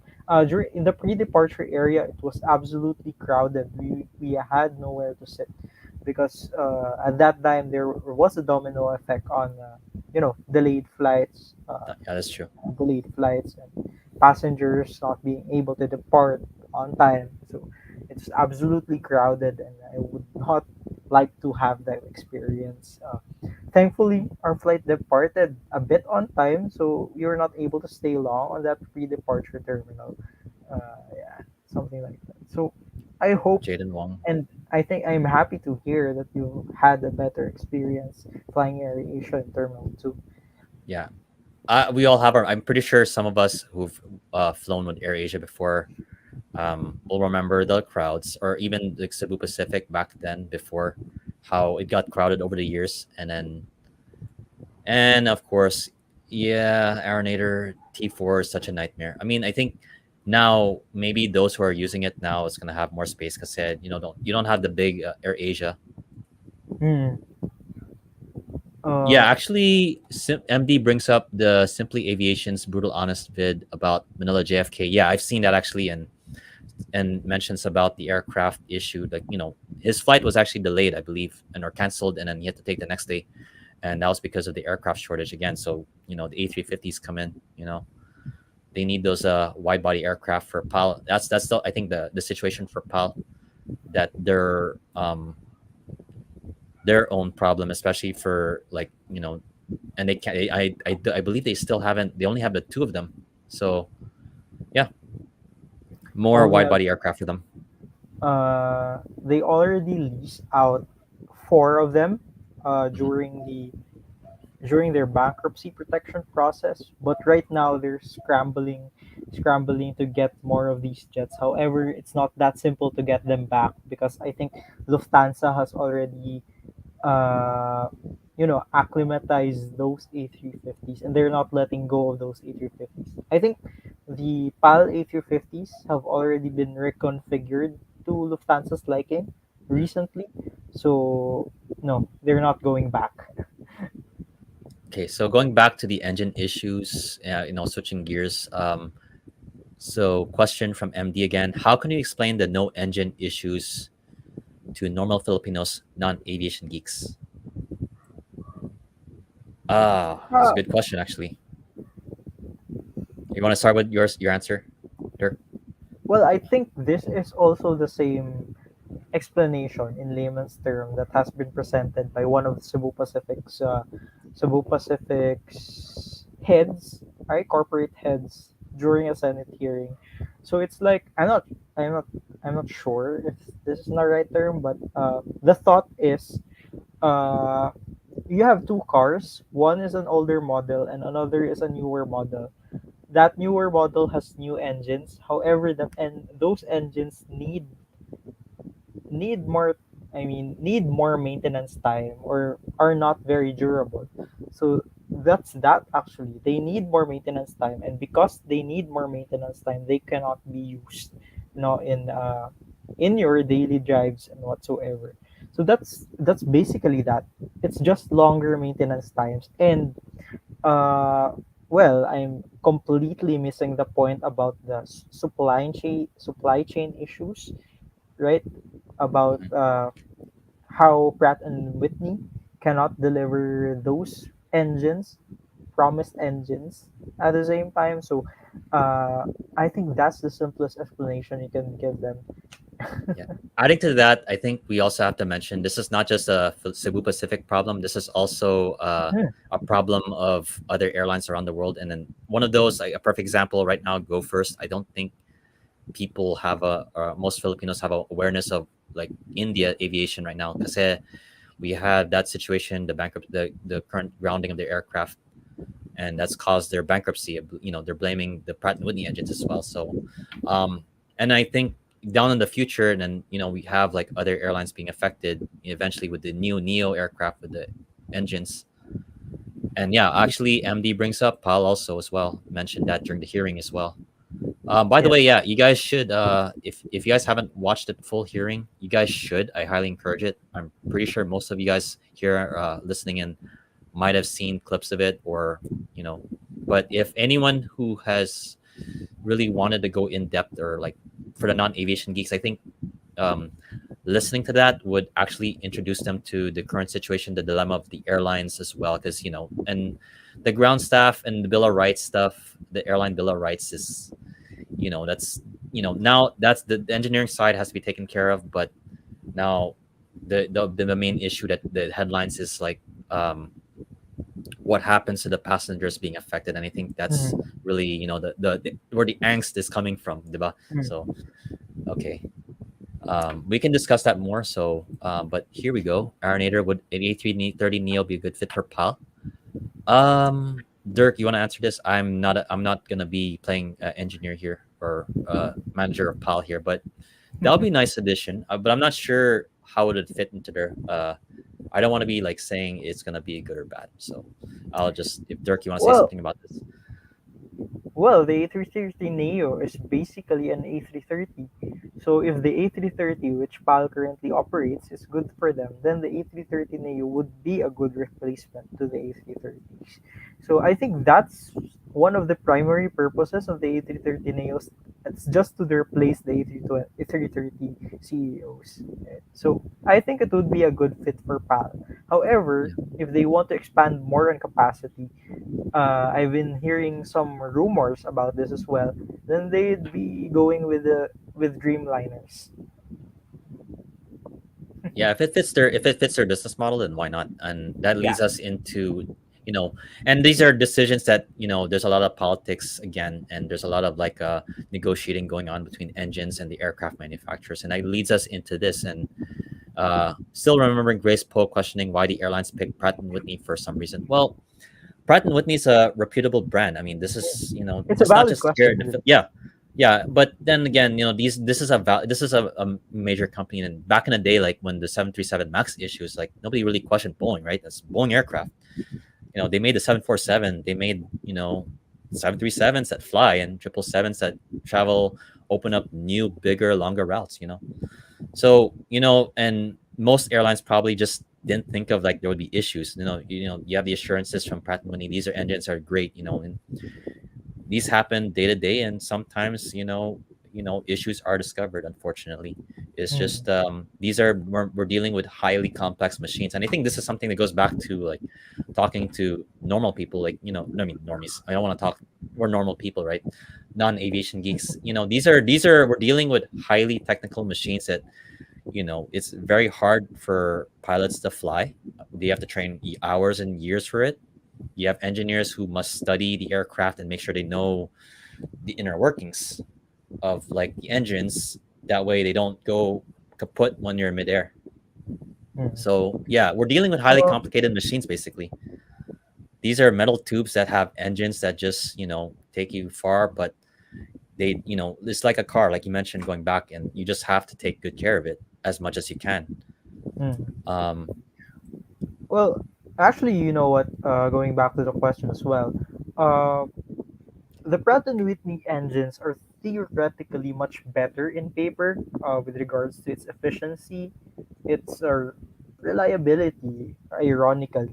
However, uh, this has been siguro the reliability or the durability side is uh, disproven now because it's been facing so much issues with regards to its durability of some of its components, which is one of the reasons why it's being grounded so often as compared to those uh, flying the CFM LEAP engines, right?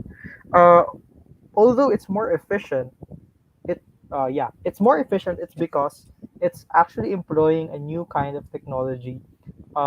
We're calling it a geared turbofan. It's not conventional. It's not a conventional type of design. So it's actually experimental, and NASA actually supported the design and research of this uh, type of engine, a geared turbofan engine. However, yeah, I cannot go into the more technical matters with regards to this design of the engine. We need an But aircraft engineers coming in here yeah, to explain the whole it- Pratt and Whitney. I think yeah, that would be great, and I'm pretty sure that any aircraft engineer, if there's anyone listening here or after the stream is over, that they get to see the mm, stream, would like to explain the issues, we would definitely be open for something. I'm pretty sure Dirk, you'd be yeah, open to have like a chat with them just to explain. I mean, for regular for non-aviation geeks, like the whole issue of Pratt and Whitney engines right now. mm. Actually, the big winner right now are CFM operators around the globe, right? Although yes, it's on paper less efficient than the geared turbofan engines powered manufactured by Pratt and Whitney. However, reliability wise, they've been on par. They CFM engines are doing good. And most, I think AirAsia is a great example. Most of their A320, I mean, all of their A320 Neo family aircraft are powered by CFM. These are not just the Philippines, but also the whole Air Asia network, Yep. or is it just okay? No. The whole AirAsia group Okay, in Malaysia and Thailand, they have Neos as well. Philippines does not have Neos. okay. That is also the reason why AirAsia is not very much affected with the aircraft shortage because they're still operating the CEOs. I see. So, uh, yeah, I think we have a comment here. So, yeah, Alaska A321 Neo to Cebu Pacific, probably no different engine as those are early variants. Okay. And MD comes in again and says, I have another question. Will Cebu Pacific keep their ex Aer Lingus and ex Via Air Columbia aircraft for now? I Uh, think yeah. I yeah, the mean, first question we. this goes back to your demand.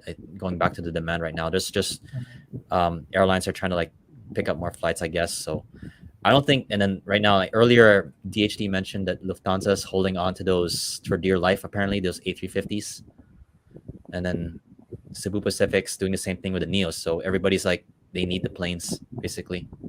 Mm, absolutely. Any, yeah, Well, I think that's probably the answer I can give.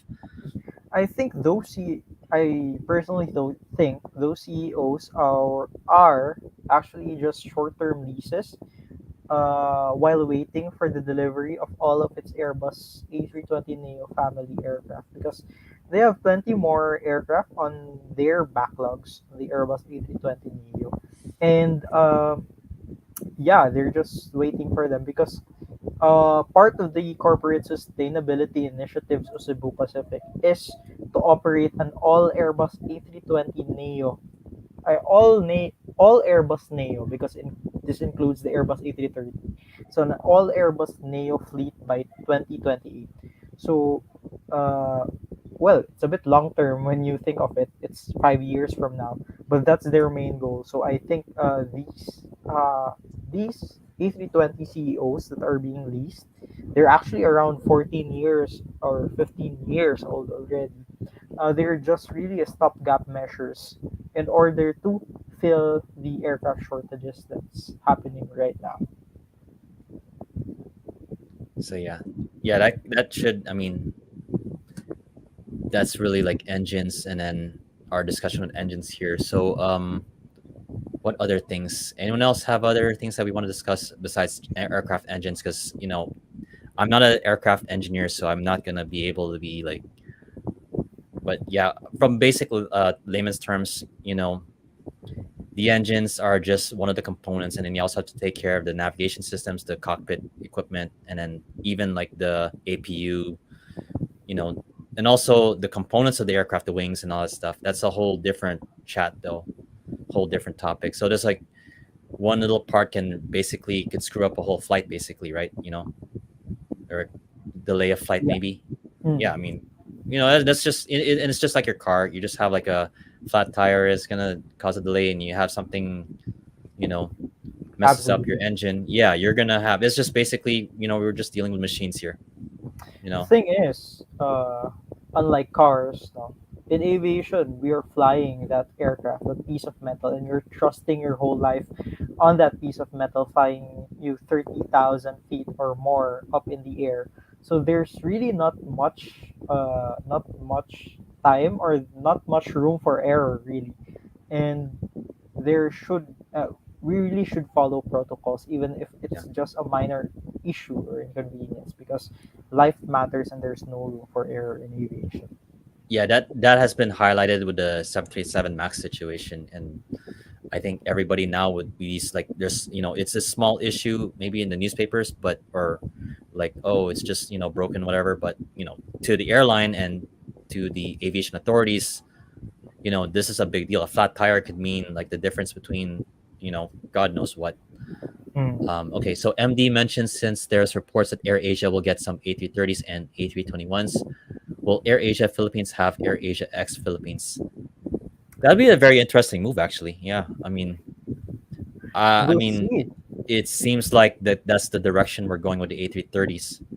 If we're Yeah, going to follow the convention that's being done in Thailand, in Malaysia, the AirAsia counterparts there, then there would be an AirAsia X here in the Philippines. But that I don't know. I don't know, because I think uh, AirAsia has been planning or eyeing to phase out the AirAsia X brand. I'm not sure about that, but if that continues, well, there would be an AirAsia X if we get the A330s. yeah. Sticking with that, like, wonder what kind of routes, like, we have Cebu Pacific with their A330 Neos and the A321 XLRs. What could, we've mentioned that before in the live stream before. Now, I actually AirAsia, yeah, AirAsia will be very interesting with what they can do around here with the A330s. Like, some of the routes that they have high capacity at, maybe, and then trunk some, routes. yeah, Mhm. yeah, We call true. them trunk routes. I would bet Cebu and Davao would get A330s on AirAsia, but I'm not sure. Maybe they'll focus on Narita or Hong Kong. Incheon. I would, I Yeah, would, I Hong would, Kong. I would say Hong Kong maybe Yeah, would be a those are Singapore, the trunk. Hong Kong or Singapore from Singapore. Manila Yeah. could be a very good option for them with that. Um, yeah, I mean, now that that, and that'll be also a good thing to help again, maybe have more seats on an aircraft, and I think to help ease the congestion of Manila, because we have a lot of A320s, and maybe more seats on an aircraft would be like less flight slots needed. So that's another thing we can look into. Mhm. Let's see. Okay, 11 p. Right. All right. We are. Okay. So DHD would be funny if AirAsia X will give their X PAL 330s. Oh well, I mean that's common. I'm pretty sure this be like some things competing airlines would be like selling and buying aircraft from each other or leasing it from some airline that used to have it. This is part of the business probably. I mean they just Oh see it wait, as a transaction. uh, eh, AirAsia Okay. got Okay. some of PAL's Okay. A330s. Wait, let me see what DHD said. Would be no, it would be Yeah, funny. Yeah, but then yeah, that's like I said, it's part of the business. I mean, yeah. they're probably just gonna be like, Uh, yeah, sure, just thank you just for the a aircraft. just the same deal with Okay. uh PAL Express selling their Airbus A320s to Philippines AirAsia. If I'm not mistaken, it's RPC 3227 and 3228. Those are PAL aircraft A320s, and I think AirAsia bought them. So yeah, it's like that. Arinator, yeah. I mean, please give them now. I think maybe for Air Asia they might be waiting You for, know I what? don't know. They could be waiting I'll just because they would have share done it this already. because I'm really thinking that that AirAsia's stay at Terminal 4 is what's limiting them from expanding their fleet. Because they have already transferred to Terminal 2, they can easily just operate the A330s and more A320s and more A321s because just eyeballing it really, I think AirAsia has not maximized Terminal 2 yet and their space for at Terminal 2 for a bit of their expanded operations that they're planning to have. Mhm. So two tri-class X PAL 330 are now with Air Asia X. So yeah, I'm Yeah. pretty sure they just said thanks for the business, thanks for the aircraft. Deal done. Yeah, I mean, As this long this as it's happens. money, I'm Yeah, there's really this no probably comment about them. happens. This happens. Pal MD mentions with Pal having a 10 abreast A330.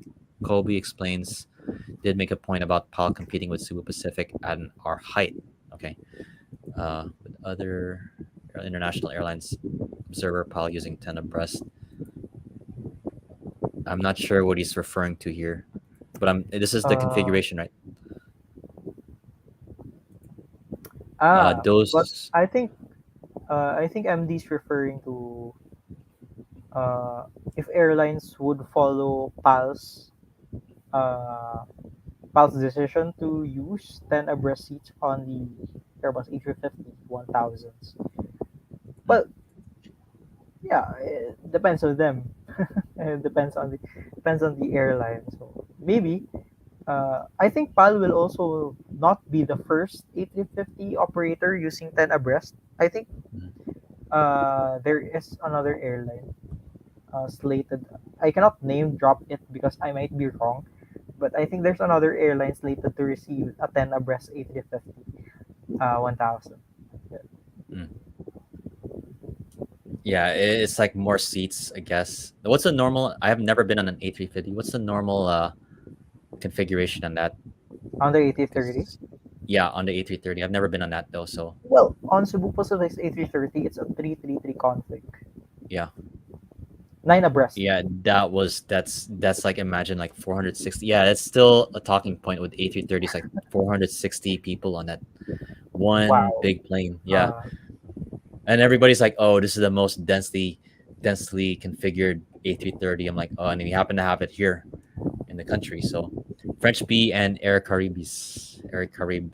I'm not ah, sure. there Yeah, are so many and examples. Uh, but the difference would be thing the is, 4-inch cabin width. uh, Airbus actually did something in order to fit the one additional seat from because the default configuration would be 9 abreast seats on the economy. So what they did is actually they carved out some things on the side panels so that they can conserve width and they can adjust it so Mm. that they can fit an entire seat. So it makes a 10 abreast seats. So, rode a Cebu A330. So, MD again rode a Cebu A330 Neo and CEO. Yes, don't ask why. On the same day with Davao Manila.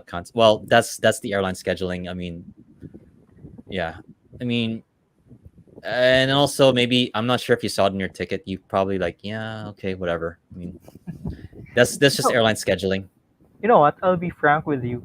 Uh, as a Filipino and not well, of course, as Asians, not very tall, the A330 CEOs actually are pretty great for domestic routes. I've flown from Davao to Manila.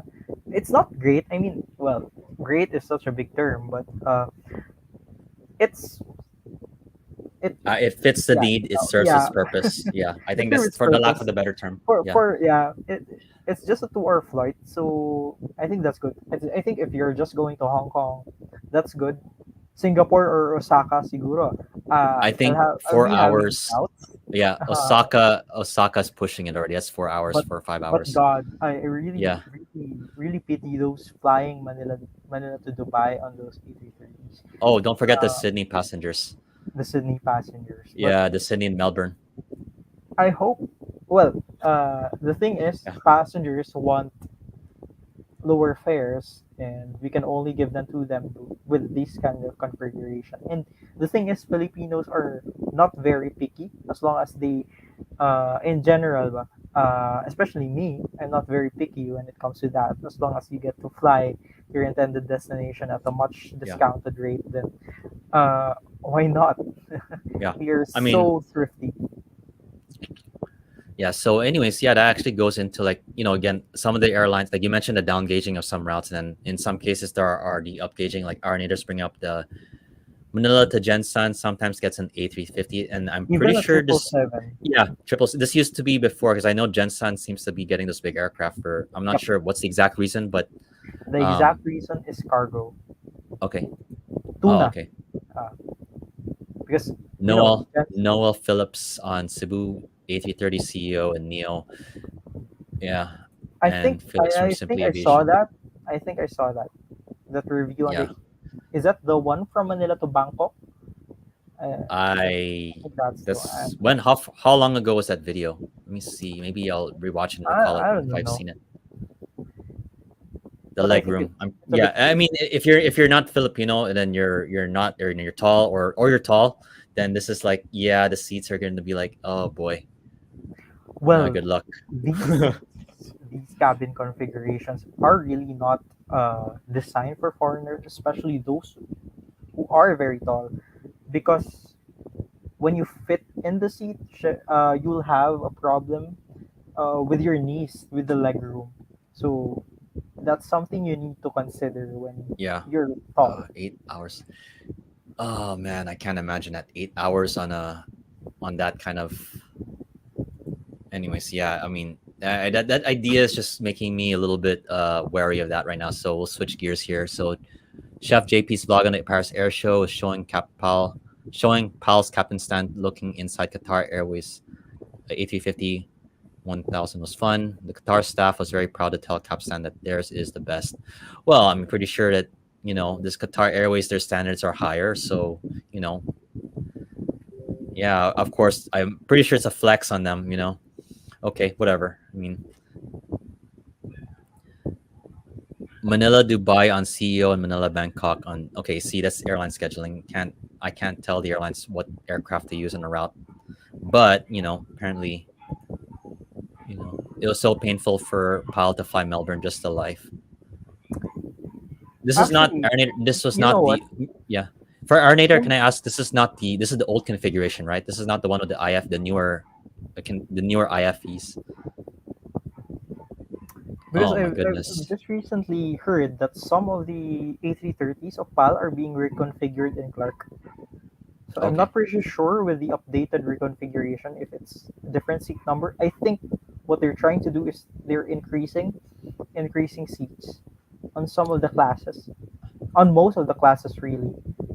Because if I'm not mistaken, there are there are two types of cabin configuration. One is a 309 seat A330, and another is a 363 seat. I'm not pretty certain with those numbers, but I think those are it. So I think those 309 seat aircraft are being reconfigured, if I'm not Okay. mistaken. So we're approaching 11, and I think we'll start wrapping up here. It's been a great. Actually, thank you by the way for. I know we rescheduled this originally because like it's a Friday, and then I realized it was like the time to like prepare. I want to just like give you Mhm. extra time for us to prepare. So thank you very much for joining, and also everybody Absolutely. watching Dito Sapinas and from around the world. That very thank you very much for spending some time with us here, and it was actually pretty fun. Um, we started off with the overbooking, the flight cancellation issues, which I mean, this is just an airline business. What can we say? I mean, it happens, and now like the real issue, I think, is more of the customer service side. I think handling the Mhm. communication. I think that's really what it boils down to. And I think maybe we've gone more into like the new flights and Manila airport developments, which is actually great. And then, but I think yeah, it boils down to like the customer service, Yeah. how the passengers, the communication. Because I don't know if you guys use the Cebu Pacific chatbot, but I for one, I just Oh, I hate it. would rather yeah. I mean I I'd rather absolutely talk to yeah, it's better to talk to a human whenever you're in a situation, you're stressed and imagine like delayed 8 hours and then your overbooked flight, whatever, your next flight, and you just yeah. want to go home. And everybody wants to go home. The flight attendants, the pilots, everybody's like stressed out. Even the airport staff, they're like, grabe, I want to balik sa balay ko or bahay, Yeah. I'm tired, sleepy, 1 in the morning, everybody's just pissed at that point, and Mhm. tempers will flare. um Normally. yeah, so, and especially airports being, and the other added stress is being in an airport, so that's a whole other issue. you know um that's it just adds up for the stress levels just in. Yeah. and Siguro and what to we talk can. to Yeah. yeah, to talk to a chatbot is probably the most infuriating thing to do right when you're like in a peak stress level, You know diba? what? So I've had multiple instances where I had to communicate with Cebu Pacific just to make some, I think, some clarifications or flight adjustments. And absolutely, I was looking for a live agent because I think there is an option. There is an option for a live agent in Cebu Pacific's chatbot, but it will take you so much time waiting for an available agent to talk to you. So, uh, well, it's a bit sad that they shifted fully digitally, but I would understand in a business sense with Cebu mm, Pacific in order to, cut costs amid the yeah. pandemic. So I think that's the reason why they removed their hotline. Mm. Yeah, but I think I wonder if they could bring it back now, because say like, and also going back to I think during the hearing there was mentioning of like the suggestion of bring help desks. I'm not sure where I heard it Hmm. from. I think at the airports, I mean the airlines, and but then the challenge is if they mandated that, um they can do it domestically, pero it's gonna be up to apply internationally, because sometimes the airports overseas, they don't have ownership of those check-in Hmm. counters.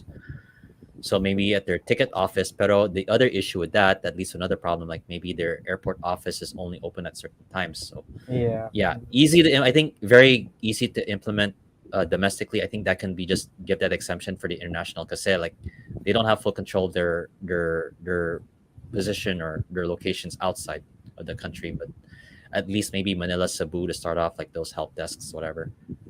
um yeah, and then that brings up the chat bot. I'm sorry, I mean, as much as I like technology, using it, booking online, it's just and I'm kind of surprised too, like there's no like a complaint kind of thing. And then also the other thing I want to mention is like whenever you rebook, apparently with Cebu Pacific, or you do have to like you forfeit the like the add-ons. So Hmm. I think a suggestion, maybe if anyone from Cebu Pacific is listening, or now, or watching the stream later, I would suggest maybe to ease it, have the compensation, the rebooking, and then add, and also keep the benefits that they have already purchased, add-ons that they purchased.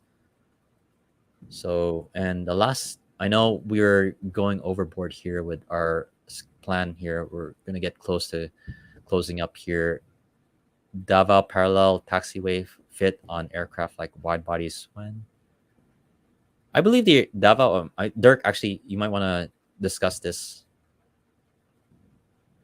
Oh well, actually, that's a good question. So, yeah, I would think the parallel taxiway would be able to accept wide bodies Okay. because why wouldn't they be knowing that Air Davao is uh, you know accepting daily wide bodies, especially with major airlines like Qatar Airways and whatsoever. So I would think that the parallel taxiway would fit wide bodies, and I think that would be a minimum requirement at least to fit those wide bodies on that parallel taxiway. I Speaking see. of that parallel taxiway as well, it's been completed for so long, but I had a visual look at it when I arrived from Panglao and arrived here in Davao, and the taxiway is already completed, but what I could not see are the runway lights.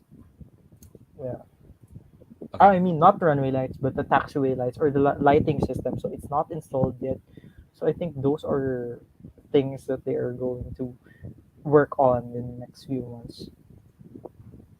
So, anyways, yeah, that's very much we've filled a lot of topics here. So, we'll go ahead and we'll officially close it now. So, thanks everybody, and then that's basically all I wanted to say because I think right now, like even I'm starting to get sleepy here. Um, and I'll probably Yeah. do some other things here, Yeah. and then It was a great talk. Really, we discussed so much, ranging from the airports to the overbooking problems. We also went to taxiways, technical terms on the engines on Pratt and Whitney whatsoever. It was a great talk. oh yeah, definitely. And also thanks for everybody who showed up and uh, issued like the corrections and also the comments, adding more points to it. So that actually makes it fun. And we've gone from uh, discussing we've gone back full circle to where we originally went overbook. And yeah, we're not overbooked tonight. We're doing well actually. We're on schedule Yeah. for everybody. Pero it, as fun as it was, we gotta wrap it up. So oh yeah, definitely MD. Oh, I gotta bring this up and include some. Yes, the TikTok stupidity. Yeah, they deserve. Yes, They we really deserve a definitely. shout out. They serve Yes, as we've. the outline for our discussion, and it's really fun talking with them for tonight. Okay, so just a message for the younger ones listening. If you happen to be watching later on, TikTok is not the place for life advice or anything. I mean, yes, there's some things, but please be discreet and use discretion, and talk to your parents if you're younger than 18 or whatever. Well, just avoid them at all costs if you can. Yeah, even better yet, avoid TikTok. Don't use TikTok, please. Don't fall into the trap. Really. Yes. All right. Anyways, once again, everybody, thanks very much. We are gonna be ending the broadcast. Yes. Okay. Thank you so much. All right. All right. Thanks. Thanks very much, Dirk, also for hanging out with me here. It's been a And pleasure. It's been a pleasure. yep, from here and from the Philippines and to the world. Good night, everybody. Until the next time. Have a great day. Okay.